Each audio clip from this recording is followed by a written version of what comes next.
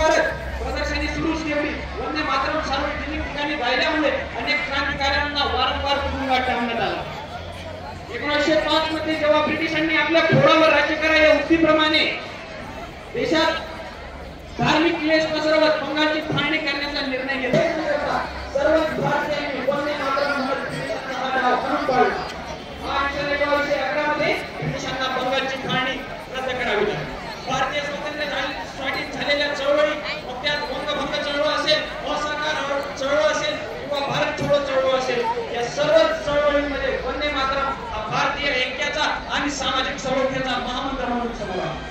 इंग्रजांना भारतातून पळवून लावण्यासाठी चले जाओ, तर भारतीय क्रांतिकार्यांमध्ये आणि भारतीय समाजामध्ये एकात्मता निर्माण करण्यासाठी, एकात्मता प्रस्थापित करण्यासाठी वंदे मातरम हे शब्द महत्त्वाचे ठरले।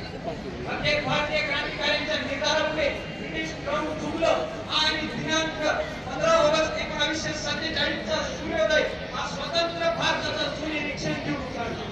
पुढे भारत एका सुवर्ण कार्यकाळाकडे मार्गक्रमण करत असताना 24 जानेवारी 1950 रोजी भारतीय संविधान सभेने वंदे मातरम हे भारताचे राष्ट्रीय गीत म्हणून स्वीकारत जनगण मन या भारताच्या राष्ट्रीय वंदे मातरम या गीताच्या सादरीकरणासाठी 65 सेकंदाच्या अवधीचा तपशील आहे। वंदे मातरम या देशाला आपल्या आईचा दर्जा तर दिला, परंतु आज देशात रोज 80 पेक्षा जास्त बलात्काराच्या घटना घडत आहेत। दर महिन्याला शेकडोच्या संख्येने स्त्रीभ्रूण हत्या केल्या जात आहे। म्हणजे स्वातंत्र्याच्या 78 वर्षांनंतरही एक आदर्श समाज घडवण्यात आपण अपयशी ठरलेलो आहोत आणि जोपर्यंत या घटनांवर आपण आळा घालत नाही तोपर्यंत एक आदर्श समाज घडवू शकणार नाही। आपला धर्म वेगळा हा प्रश्न आपण स्वतःला विचारला पाहिजे आणि ज्या दिवशी या प्रश्नाचं उत्तर माझा धर्म विचारात तर तो माणुसकी आहे आणि माझी जात विचारात तर ती भारतीय आहे, हे शब्दात भारताचे प्रत्येक नागरिक त्या दिवशी खऱ्या अर्थाने वंदे मातरम या गीताच्या यथोचित सन्मान होईल। शेवटी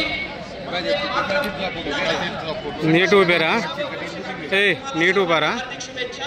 जय हिंद, जय संविधान, वंदे मातरम। याचे पैसे लागतील बरं का। खास वंदे मातरमची कृती स्पष्ट करण्यासाठी नितीनजी ठाकूर या ठिकाणी आलेले आहेत। त्यांना विनंती करतो की